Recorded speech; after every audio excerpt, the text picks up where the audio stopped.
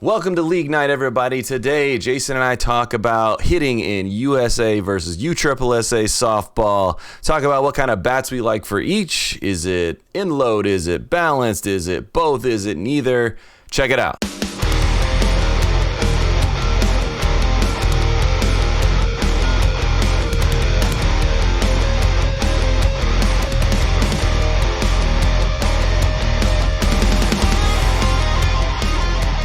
Let's start with, since nobody knows who we are, who are you?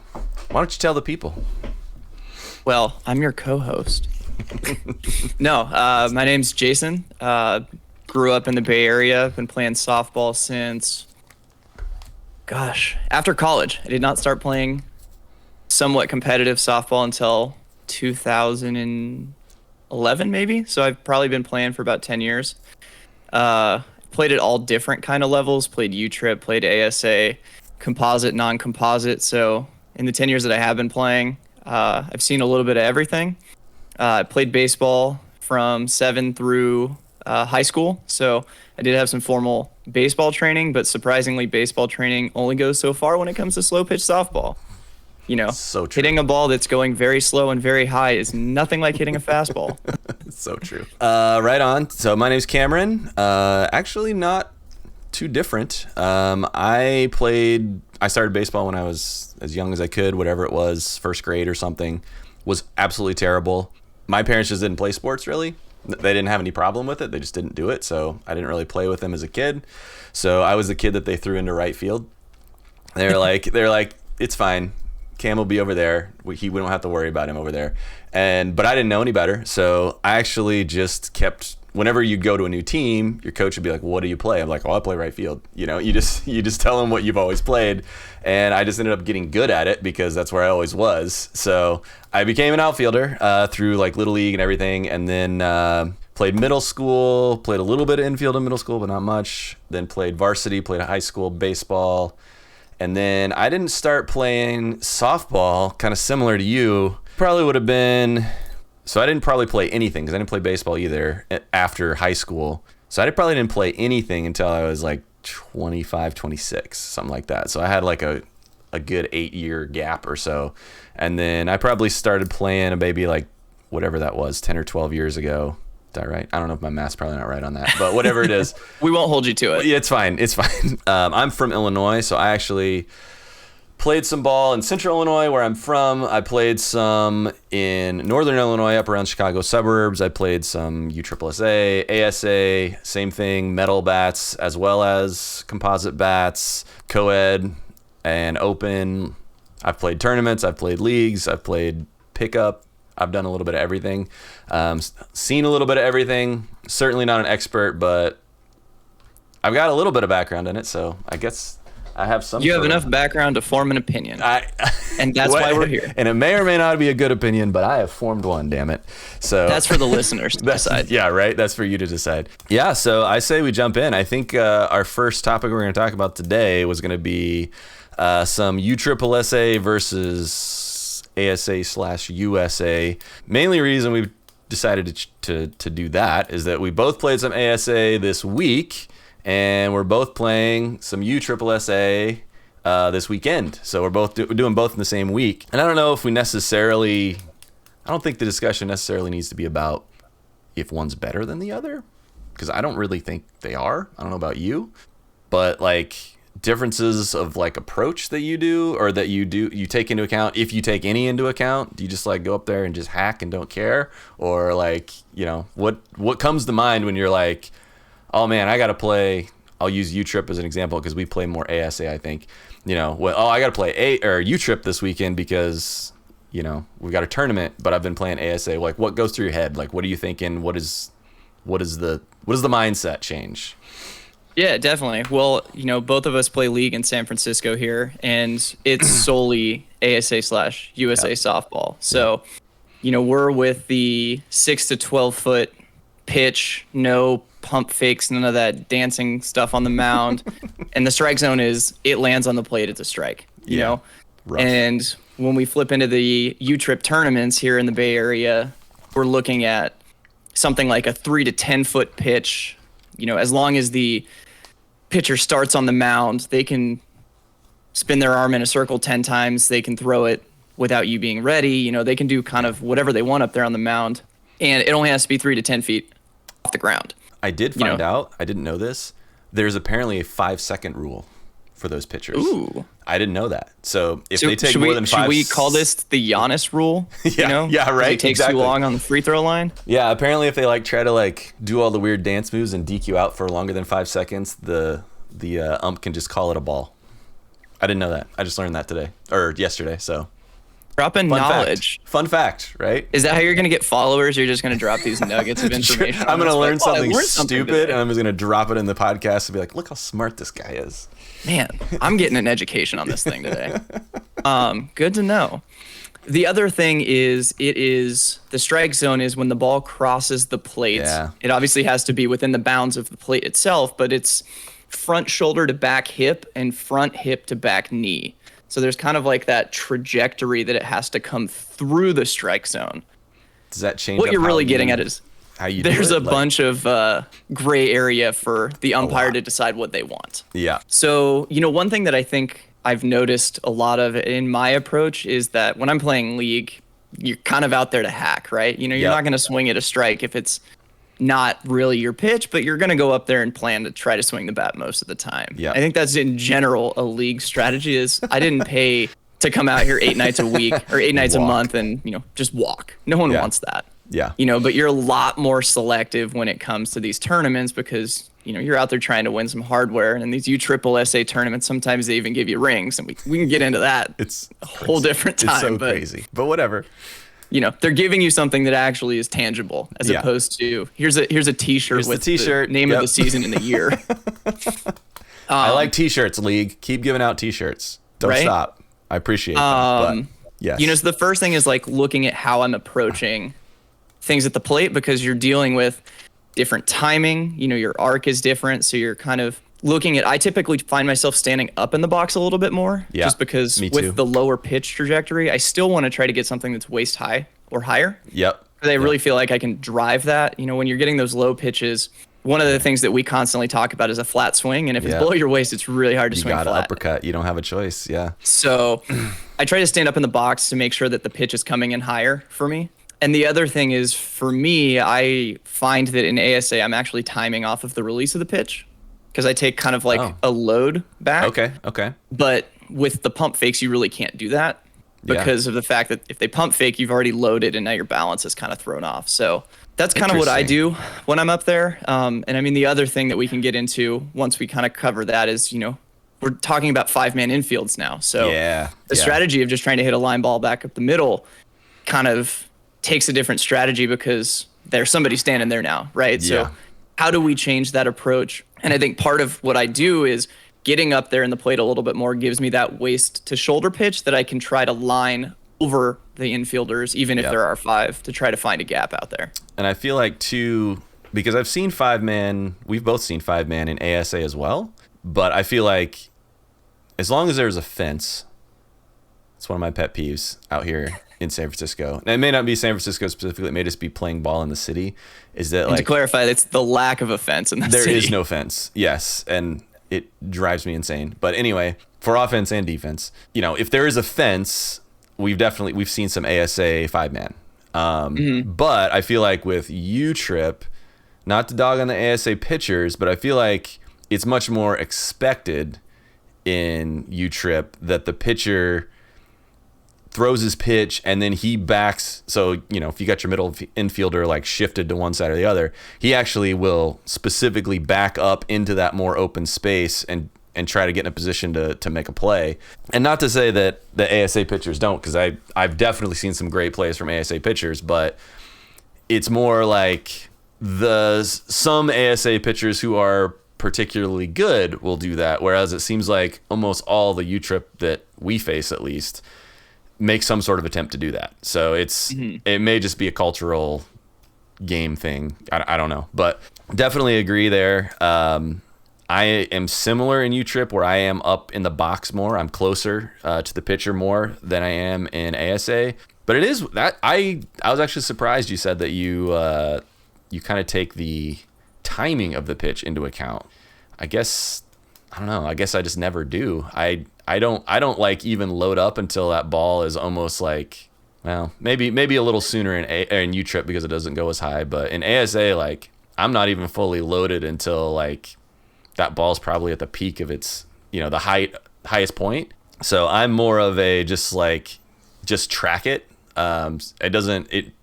Whatever the pitcher doesn't really bother me, I guess. Maybe it's just 'cause I'm not paying attention to them so much. I'm just honing in on the ball. But yeah, I just try to hone in on the ball. And again, the lower pitches are a little weird because for whatever reason, like when I really get into a ball, it usually is high. Like it's usually one that I meet about letter high. Those are the ones I really will just, those are the ones I destroy, and then the ones that are more like belt to letters, those are the ones that, yeah, I can hit them hard and I'll drive them. But like if I at all try to take one of those out, I got to get lucky and just hit an absolute missile. Like that's the only way I'm ever going to get something like that out 300 feet. For whatever reason, I don't know if it's just the way I swing or what, but yeah, definitely. So again, in U-Trip, I tend to hit a lot more of those liners because it's just the height of the ball. But again, talking about 5-man versus, 4 outfielders, I love being able to hit gaps because again, that's the thing I started working on at the beginning of COVID because I couldn't do anything else. So I went out with my tee and I just was like, I got to learn to really hit backside because one of the pickup groups that Jason and I both play in started shifting to the pull side on me. And I was like, oh, well, if they're going to shift, that's not okay. So I was like, if I'm that obvious, I got to start learning it. So now we'll play left center field. We'll stand about 325 feet out there, and you'll hit it 335 feet, and we'll catch it. And you're mad because there's no fence. Well, and that's why I got to keep it low now, and I want to hit it to that right field gap too. I'm gonna gap those guys, and that way, if for some reason I'm running that day, because I'm not a fast runner, that's one thing we'll talk about, I'm sure, a lot. The difference between the two of us, I am a probably average or below runner, and Jason is like a D1 level sprinter. So it's a big difference in our game there. Sure. But if I happen to get on my horse that day, it's a lot easier to get from second to third with a throw coming from the right field than it is from the left field. So I like hitting that opposite side, especially when you have those gaps in a 5-man outfield or 5-man infield with the gaps in the outfield, which again, maybe aside from 1 or 2 games, I think I've only exclusively seen 5-man infields in U-Trip in the tournaments. I don't know about you, but what I've heard from people that play USA softball at the highest level. So we also play in the NAGA leagues, which is the North American Gay Athletic Association of America.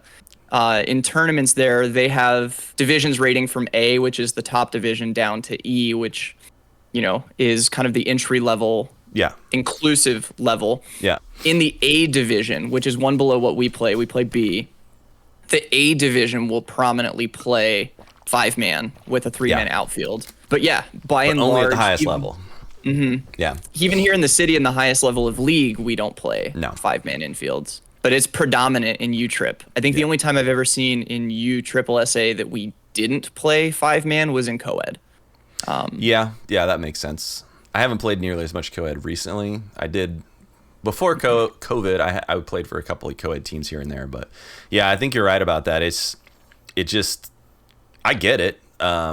Especially, I don't know, maybe it is part of a function of the lower pitches that you're going to drive a ball lower more often. That especially if your hitters are, they aren't just dead pull or whatever, and they can hit to wherever.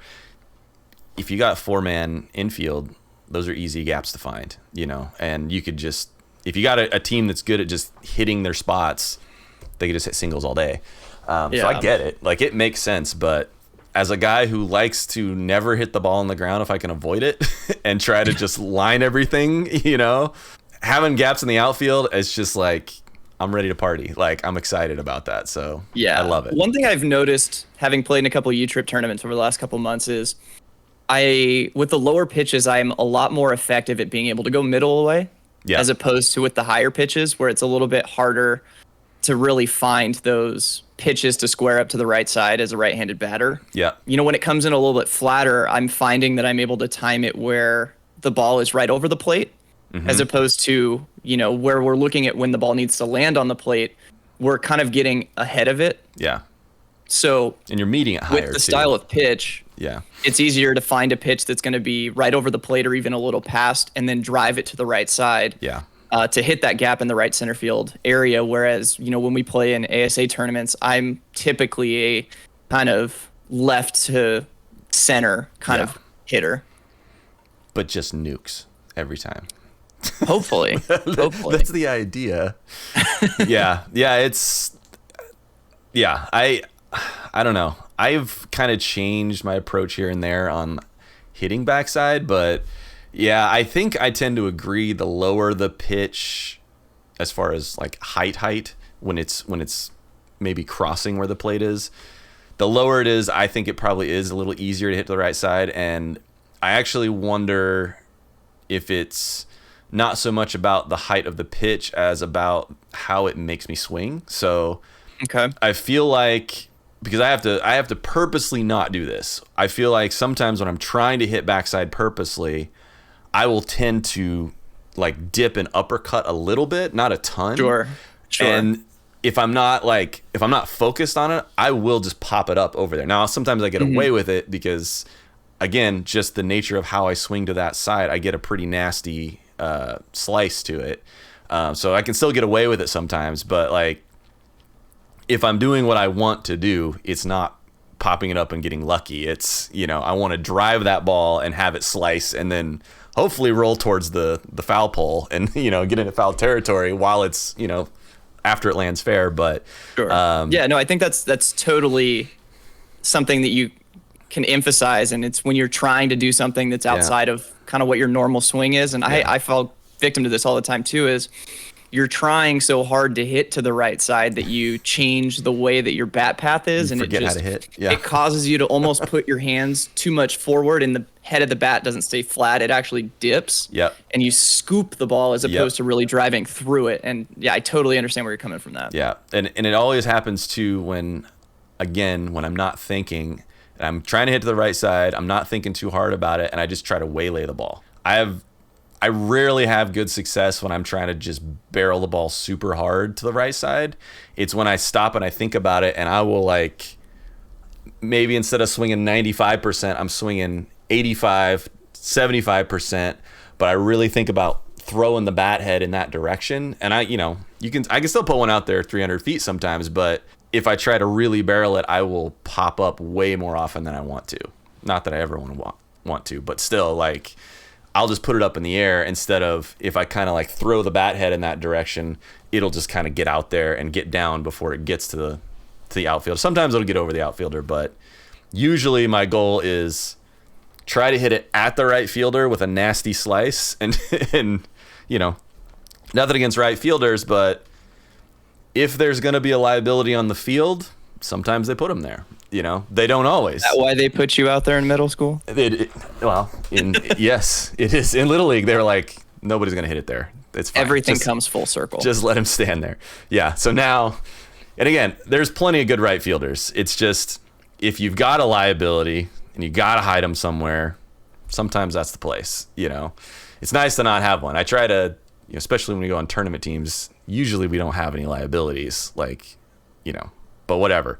The liabilities come later in the day when somebody's been drinking too much. Yeah, right. Or last time I was at one of those tournaments, it was 97 degrees, and the outfielders had been running around for the last 4 hours, and they were all just especially when you've got 3 guys done. Out there. Yeah, with 3 guys out there, and they were just done. You could tell they didn't have a sprint left in them.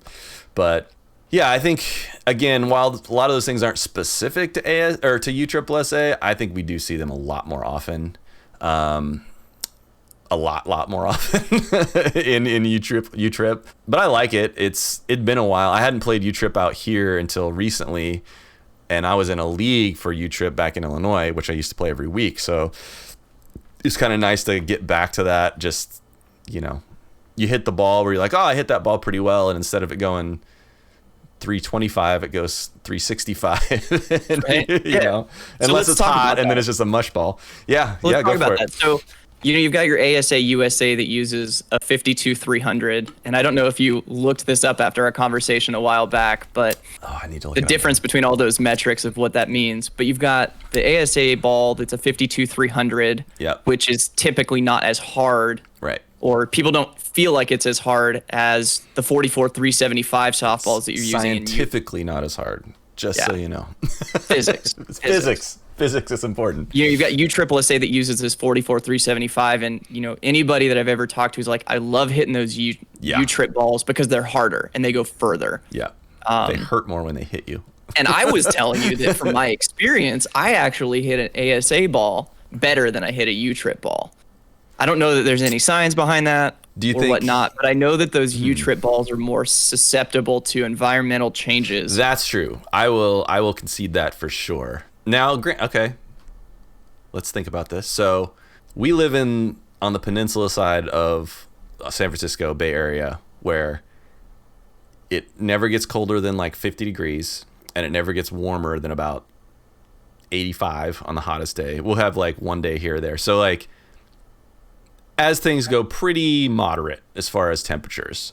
But pretty much every time we play a U-Trip tournament, and again, I think this is just more like a cultural where things are played, all the U-Trip tournaments are almost always on the other side of the bay where they don't get the moderate weather. And I don't know what the temperature's been like for past tournaments you were at. The last one I was at, again, it was like, we played our first game at 10 or 11 in the morning and it was 89 degrees. And then by the time we were playing at 3 in the afternoon, it was 94 or 95 and felt like 100. So it was super hot. Thankfully, it doesn't get super humid because that's a whole extra factor we used to deal with that in Illinois because it gets mega humid over there. And it was just, the air is thick and the ball's mushy. Like, it just wouldn't go anywhere. I wonder if maybe that has something to do with why you feel that way. Maybe you've just been hitting the ball when it's mushy. Maybe you should play a U-Trip tournament at 75 degrees and you'll just fall in love. Yeah, we might. So, Cameron and I mentioned earlier this week, we played in a playoff softball game, which is a USA or ASA style game. We played here in the city on Wednesday night. Unfortunately, we lost 8-4. Bats just didn't show up. It was tough. But we played in a San Francisco, what is a double D division, which is a more competitive non-composite division. So it tends to level out the playing field of the better hitters because you're using at most a 50-50, so a half composite, half steel, or a completely steel bat. But this weekend we're playing in the USA Nationals tournament in Fremont, and that's going to be a U-Trip tournament. And we're talking full composite bats, but they are also doing compression testing. So at least we know that there's going to be some checking, because we've gone to some of these tournaments where they're just like, does it have a U-Trip stamp? Let it ride. Go for it. We don't care. They don't even check that half the time. They don't even look. The weather looks like it's going to be mid 80s. So at least we're talking about 10 to 15 degrees cooler than what we've played in the last couple of months. So it'll be maybe little we'll cooler. See a difference there. And, next episode we can cover how that tournament went and whether or not we noted an impact on the temperature of the flight of the ball. Yeah, I mean, I know it happens, but trying to determine how much it matters, that's always hard. It's like it definitely has an effect, but is it 3%? Is it 30%? You know what I mean? Like, sure. It's hard to say, or is it just, I just swung like crap that day? Like, like, who knows? Yeah, it is strange. It's very strange. Especially because sometimes I'll have to remind myself. Like, I'll go out there, like the last tournament I was at, went out there, didn't even think about the temperature being a factor at all as far as like, how the ball's flying. And it was hot, so I was tired too. You just, after a couple hours, the heat just kind of wears on you. And I was just like, man, I just cannot hit this ball hard today. Like, and I thought it was all like, man, I'm just not, I don't have it today. And then upon thinking back on it, I'm like, oh, was that ball just like mushy and hot? And maybe I was barreling it and it just wasn't flying. But because I hit a few balls pretty hard that when it came off the bat, I thought to myself, because unfortunately, these tournaments are only one. At least that tournament was only one home run per game. So we'd either already used it, or I can't remember the situation. It happened twice where we'd either already used our home run, or there's nobody on base or something. So I didn't want to hit a home run, and I felt like I barreled the ball, and thankfully it dropped about 10 or 15 feet short and, bounced off the wall, double. One got past the guy, got a triple. But like, I felt like, thinking back on that, any other day where it was 75 degrees, like either one of those balls I felt like would have been over by 30 feet instead of short by 20 feet. So yeah, I don't know. It's hard to say. It's hard to say, but I would say either way, being aware of it is probably pretty important. Being aware that, hey, this ball might be mushy today, you might be able to just swing away and not worry about it if you got a home run limit, or you might say, hey, I don't even want to try swinging hard. I want to put everything behind the infield, in front of the outfield. Just try to put it out there and just take your singles and have at it.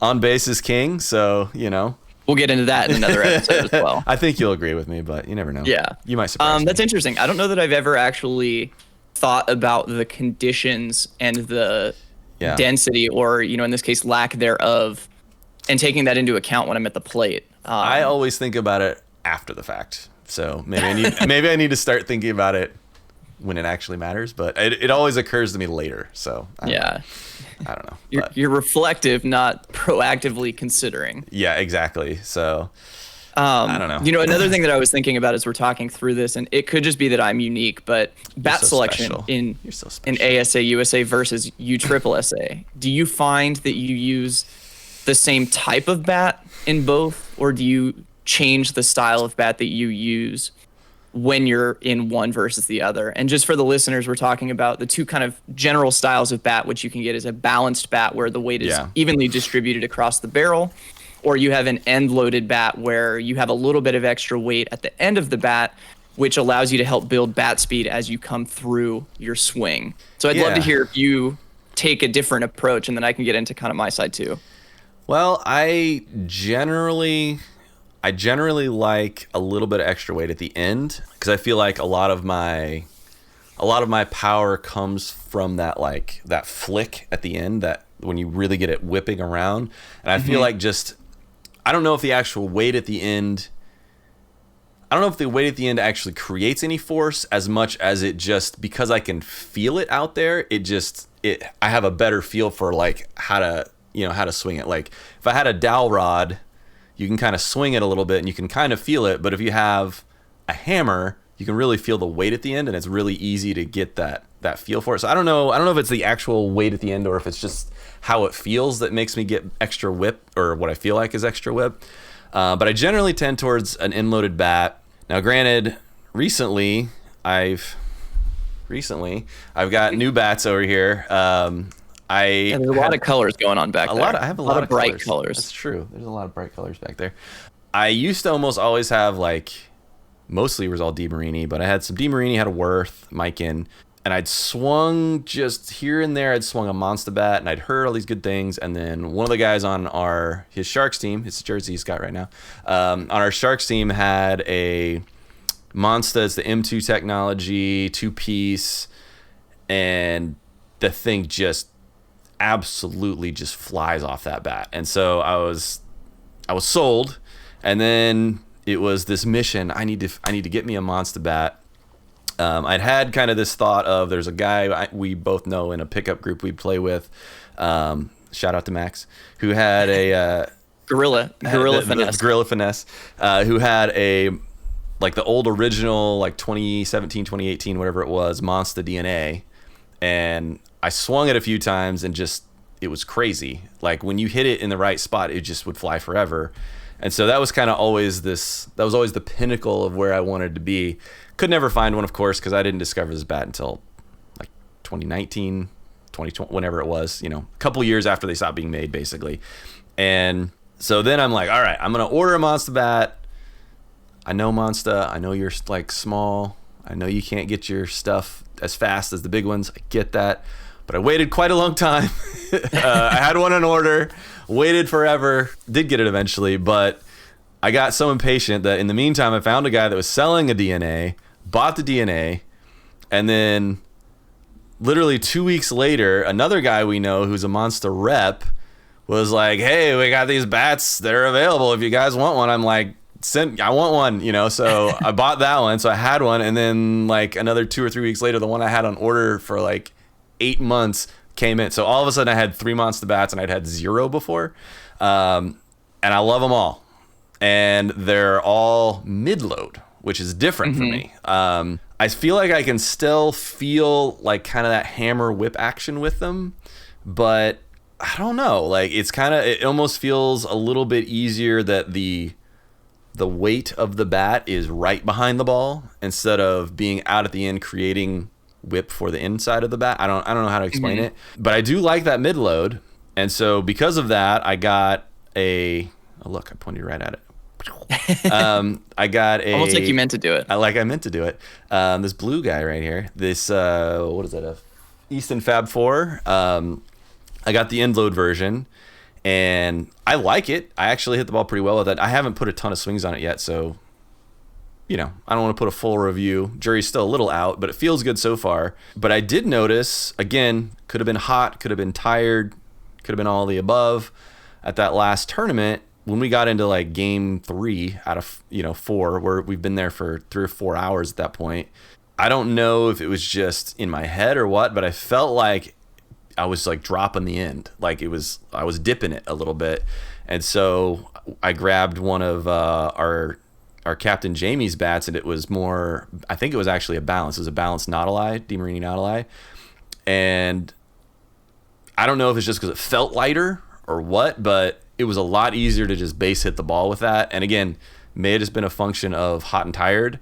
So for me, jury's still a little out on what I prefer in U-Trip. I think I'm pretty solidly in the Monster mid-load for ASA USA, but I don't know for sure. I'm still kind of playing around with it, and hopefully I don't have to buy like 12 bats to figure out which one I actually like, which is kind of what happened with... That's what happened with ASA. I bought all these bats, and then I got these monsters. I'm like, I don't even know I own these other ones. I had to try to sell all these bats afterwards. So anyway, that's my longest-winded answer ever. How about you, to Jason? date? What do you think? To date. Yet. Until next time, and then it'll be even longer. So I'm with you. When we play in our leagues in ASA, I own one of the favorite bats that I've ever swung was a 2018 USA Flipper by DeMarini. Yep. Great bat. You owned one as well. I think half of our Sharks do. team actually has a bat. I broke it actually. And I found that thing had tremendous pop. Yeah. I had one swing in Vegas last January where I took an ASA ball and put it about 350. Yeah. And it felt like I just hit a wiffle ball. It just came off so smoothly. But I find that two things happen with end loaded bats, at least for me. I'm not upper body strength wise, anywhere near like the strongest guy. Yeah, like those big guys. Yeah. I'm not up there throwing up a bunch of weight on the bench. I'm not doing a bunch of upper body work. So I'm more susceptible to fatigue at the plate when it comes to an end loaded bat. I find that, my control when I'm tired or when I'm just not feeling strong, it definitely deteriorates throughout a long day. And the percentage of me squaring the ball up with an end loaded bat definitely falls off as the day goes on. Makes sense. I think that's why I've really liked swinging that Monster mid load, which is, it's almost like a happy medium between a balanced bat and an end loaded bat, where it gives you a little bit of the increased bat speed, but it doesn't kind of require as much dexterity and control throughout the bat path, because it's not completely at the end. And so it's not picking up as much speed throughout the swing path, which helps you kind of maintain hand control and the ability to like square the ball up like you're looking forward to. It doesn't hurt that they're 25 ounces too. Yeah. For the most, I mean, not all of them, but a lot of them. But I mean, I think in general, USA, ASA softball, we both tend to swing a lighter bat, Yeah. Other than in our non-composite leagues where we're swinging your 28 ounce extra heavy 2018 steel, those DeMarini steel bat lines, by the way, if you're in a non-composite league, those are the best bats we've ever swung. Yeah. I have a 2016 steel. He swings the 2018.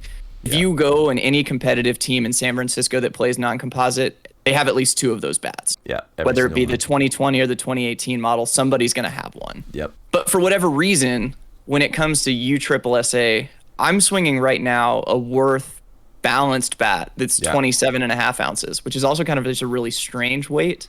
Yeah, but they do a lot of halves in U-Trip, I've noticed. I don't hardly ever see that in ASA, but the balanced bat has just allowed me to really expose that right center field gap, like we talked about at the beginning, just because I have a lot more control throughout the swing, and as the day goes on, the bat doesn't start feeling heavier for me.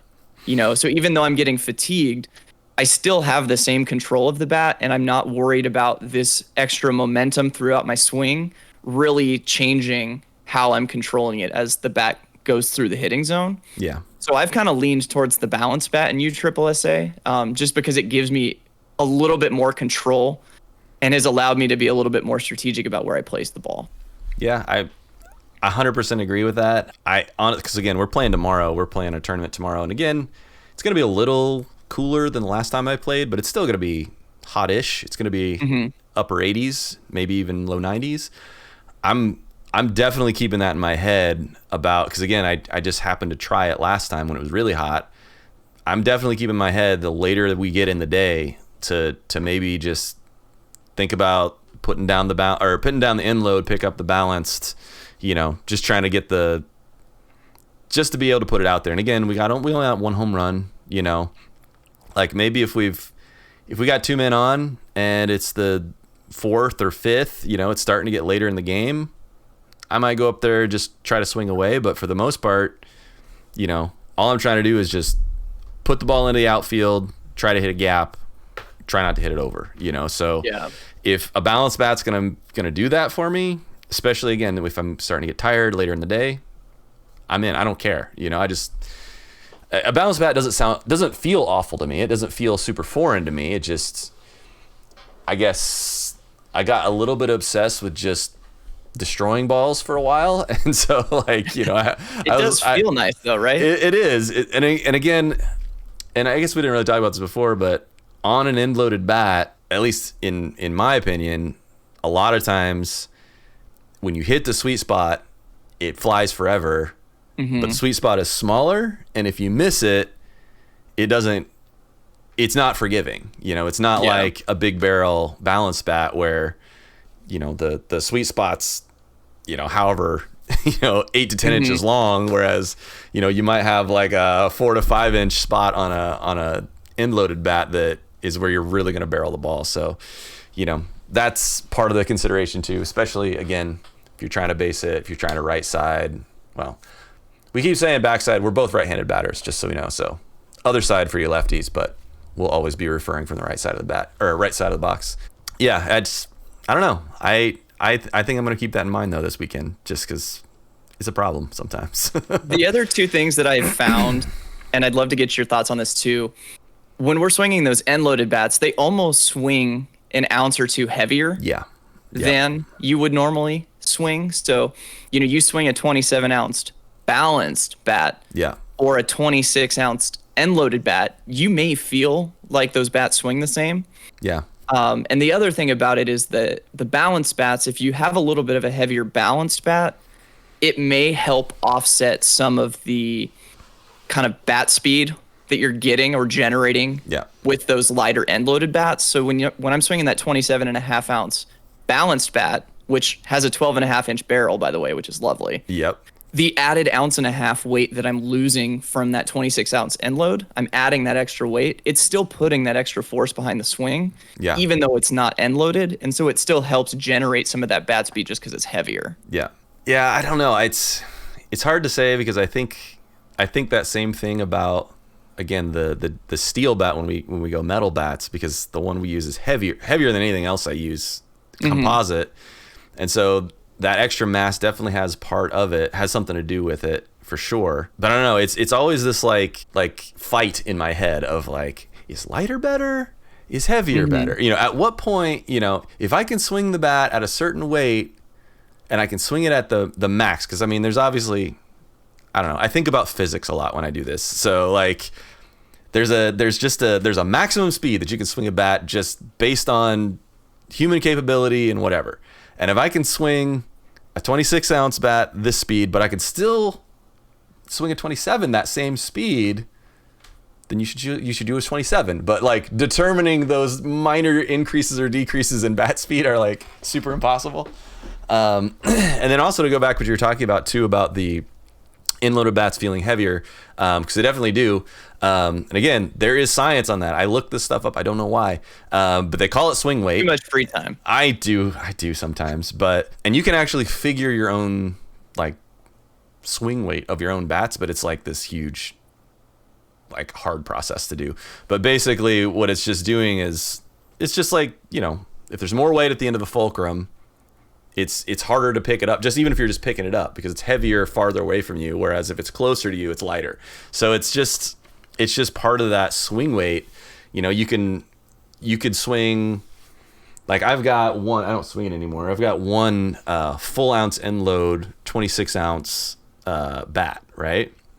And so that's a pretty heavy end load. Swinging that versus maybe swinging a 28 balanced probably feels pretty similar, but I couldn't tell you which one I hit better. You know, I don't really know. And because it's there's so many factors. It's like, does this one just have a better trampoline effect? Is it just, you know, is it just hotter, or is it actually the mass of the bat that makes it better, or is it the fact that I'm swinging faster make it better? So Sure. I think at the end of the day, there's no good answer, unfortunately, but Honestly, at that point, you just got to go with what feels right and I that you're the know. most confident in, because when you're in the box, if you feel confident, you're probably going to hit the ball better Yeah. than if you're going up there and you're just like, is this the right bat? Do I feel good about Yeah. this? Like, you want to take all variables out of the equation when you step into the box, and you just want to be confident and just find Yeah. something to hit. It's the bat that doesn't make you think about the bat is the best bat to swing, right? Right. The one that doesn't make you, that you're not aware of, that's the best bat to swing. So Or as you constantly remind me as I step into the plate, make sure you watch the ball. yeah, Jason likes to ask me for advice, and I always have very sage advice like watch the ball and swing flat. That's pretty much the only things I ever tell him. So much Confirmed. advice, so much advice I have to dole out. Yeah, I think you're right. It's just whatever feels good in your hand at that point. I tend to, thankfully, I tend to overanalyze stuff like that while I'm not playing. But usually when I play, I'm usually pretty free of that stuff. Like it doesn't.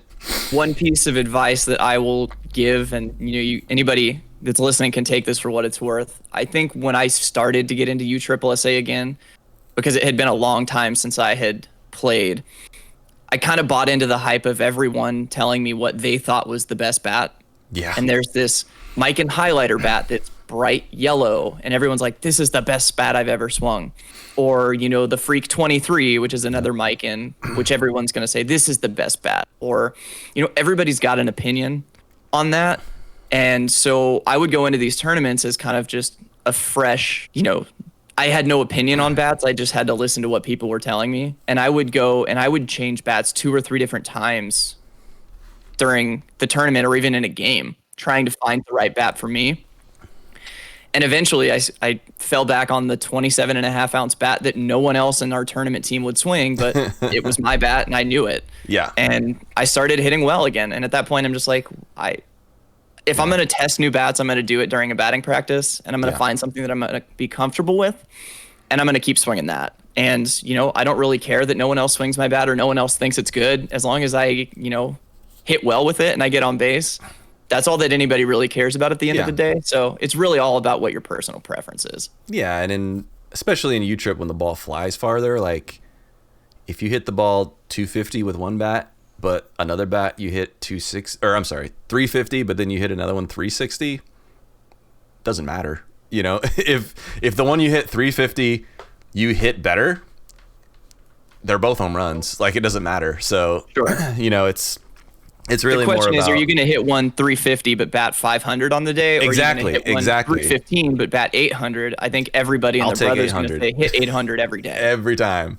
I would Because love that's to going to bat be the thing 800. that's going to help you and your team win. Yeah, you can't. Again, another discussion, but you can't win if you're not on base. It just doesn't happen. So it's whatever's best for you.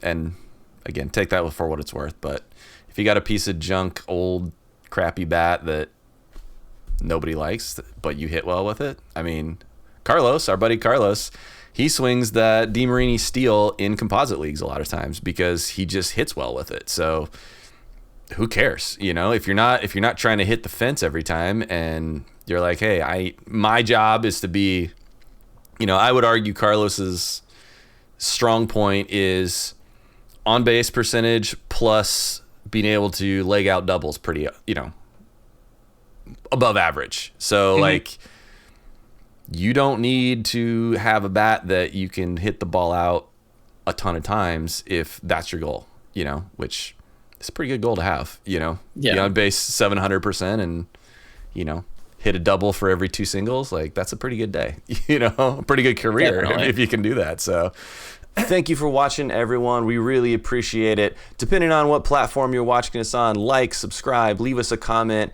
anything you can do to let us know that you like what we're doing here. We really appreciate it. We'll see you next time.